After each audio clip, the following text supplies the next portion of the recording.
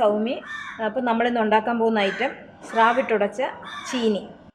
ആദ്യം നമുക്ക് ഈ സ്രാവ് വൃത്തിയാക്കുന്നത് എങ്ങനെയെന്ന് നോക്കാം. ഈ സ്രാവ് വൃത്തിയാക്കുന്നതിന് പ്രത്യേകിച്ച് വലിയ പണികളൊന്നുമില്ല, വളരെ സിമ്പിളാണ്. ഇതിനകത്ത് കത്തിയോ മറ്റൊന്നും യാതൊരു ആവശ്യമില്ല. അപ്പോൾ ഇതിനകത്തേക്ക് നമ്മൾ തിളച്ച വെള്ളം ഒഴിക്കുകയാണ്. തിളച്ച വെള്ളം ഒഴിച്ചിട്ട് ഒരു 5 മിനിറ്റോളം ഇത് വെച്ചിരിക്കണം. തിളച്ച വെള്ളം ഒഴിച്ചു നമ്മളൊരു 5 മിനിറ്റ് വെച്ചിരുന്നിട്ട് ഇത് വൃത്തിയാക്കുന്ന രീതി കാണിച്ചു തരാം. അപ്പോൾ നമുക്കിത് വൃത്തിയാക്കുന്ന എങ്ങനെയെന്ന് നോക്കാം. ഇതുണ്ടോ, ഈ തിളച്ച വെള്ളത്തിരിക്കുകയാണ്. നമുക്ക് കത്തിയുടെ ആവശ്യമൊന്നുമില്ല. കൈ കൊണ്ട് തന്നെ ഇങ്ങനെ ചെറുതായിട്ടാക്കി കൊടുത്താൽ ഇതിൻ്റെ ഈ അഴുക്കെല്ലാം പോകും. ഈ വെള്ളം നമുക്ക് മാറ്റി കൊടുക്കാം, അല്ലെങ്കിൽ നമ്മുടെ കൈ പുള്ളി പോകും.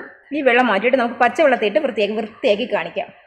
അപ്പോൾ അതേ നമ്മൾ പച്ചവെള്ളം ഒഴിച്ചു ഇതൊന്ന് വൃത്തിയാക്കി കാണിച്ചു തരാം. ഇനി ഇത് പച്ചവെള്ളം ഒഴിച്ചിട്ടൊക്കെയാണല്ലോ.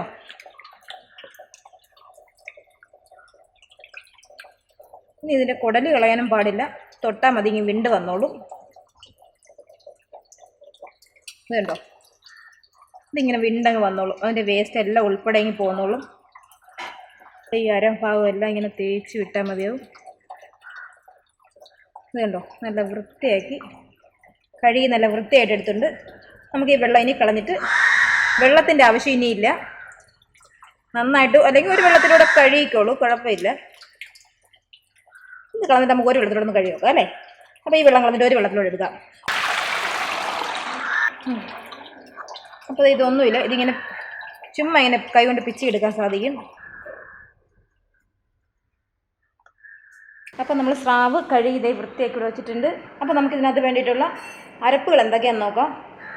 ഇതിന് വേണ്ടിയിട്ടുള്ളത് തേങ്ങ, ജീരകം, ഒരു ചെറിയ കഷ്ണം പുളി, ഇത്തിരി കുരുമുളക്, ഒരു 3-4 അല്ലി വെളുത്തുള്ളി, മുളക് പൊടി വേണം, ഒരു 2.25 ടീസ്പൂണാണ്, ടേബിൾ സ്പൂൺ അല്ല മുളക് പൊടി, ഒരു അര മഞ്ഞൾപ്പൊടി, അരയും ഒരല്പവും കൂടെ ആവാം മഞ്ഞൾപ്പൊടി. അപ്പോൾ ഇത് നമുക്ക് നന്നായിട്ടൊന്ന് അരച്ചെടുക്കാം. നന്നായിട്ട് അരയണ്ട, നമുക്ക് അവിയലിൻ്റെയൊക്കെ പാകത്തിന് കിട്ടിയാൽ മതിയാവും. അത്രയ്ക്കുള്ള അരവ് ഇതിന് മതിയാവും. അപ്പോൾ നമുക്കിത് അരച്ചെടുക്കാം. നമ്മൾ ചീനി ഇതൊരു 1/4 കിലോ ചീനി ഉണ്ടായിരുന്നു, അത് കൊത്തി പുഴുങ്ങി വെച്ചിട്ടുണ്ട്, അരപ്പ് അരച്ച് വെച്ചിട്ടുണ്ട്, ഉപ്പ്. ഇനി നമുക്കിതെല്ലാം കൂടെ നമുക്ക് ഒന്ന് മിക്സ് ചെയ്ത് വേവിച്ചെടുത്താൽ മതിയാവും. അത് കാണിച്ചു തരാം. ഇത് ഒരു കുടുവൻ പാത്രത്തിനകത്ത് ഉണ്ടാക്കുന്നത്, അതായിരിക്കും സൗകര്യം. പരന്ന പാത്രത്തിനകത്ത് നമുക്ക് ലാസ്റ്റ് ഉടയ്ക്കാൻ ബുദ്ധിമുട്ടായിരിക്കും, അതുകൊണ്ട് ഇതിനകത്ത് കുടുവൻ പാത്രം എടുക്കുന്നത്. അപ്പോൾ നമ്മൾ ഈ പുഴുങ്ങിയ ചീനി ഇതിനകത്തേക്ക് ഇടുകയാണ്.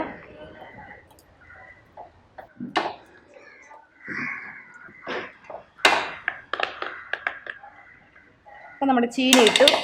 അതിനുശേഷം നമ്മൾ നേരത്തെ വൃത്തിയാക്കി വെച്ചിരിക്കുന്ന സ്രാവുണ്ടല്ലോ, അത് ഇതിനകത്തേക്ക് ഇടുകയാണ്. സ്രാവിനകത്ത് നമ്മൾ ഉപ്പോ മഞ്ഞൾപ്പൊടിയോ യാതൊന്നും ചേർത്തിട്ടില്ല, വെറും തിളച്ച വെള്ളത്തിനകത്തിട്ട് വൃത്തിയാക്കി എടുത്തിരിക്കുന്ന സ്രാവ. അപ്പം നമ്മളത് ഇതിനകത്തേക്ക് ഇട്ടുന്നു.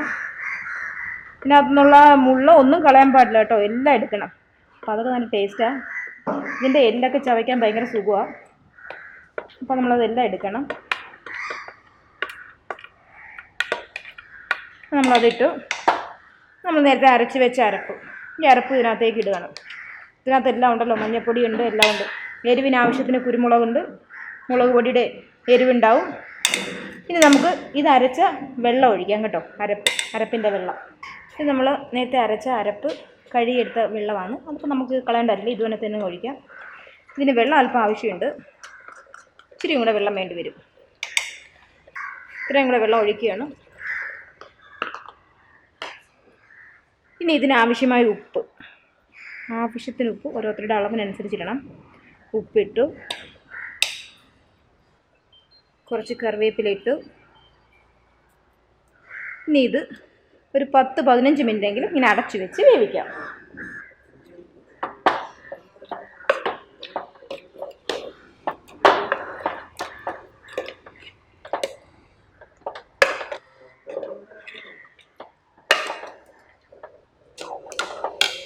അപ്പോൾ അതേ നമ്മുടെ ചീനി നന്നായിട്ട് വെന്തു. ഇതിങ്ങനെ ഞാൻ ഈ കുടുവൻ പാത്രം എടുക്കാൻ പറഞ്ഞ പ്രധാന ഉദ്ദേശം, ഇതിങ്ങനെ ഈ കുടുവൻ ഒരു കരണ്ടി എടുത്ത് വെച്ച് നന്നായിട്ട് ഇങ്ങനെ കുത്തി ഉടച്ചു കൊടുക്കണം.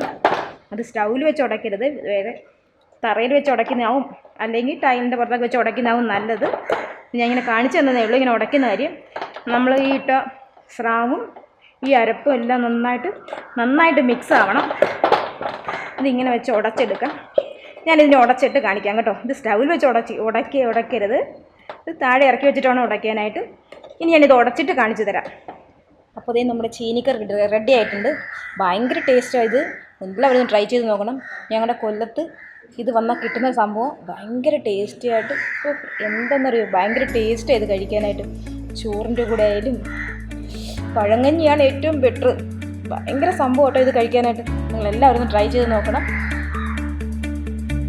അപ്പോൾ ഇനിയൊരു വിഭവമായിട്ട് വരുന്നത് വരെ നിങ്ങൾക്ക് എല്ലാവർക്കും ബൈ.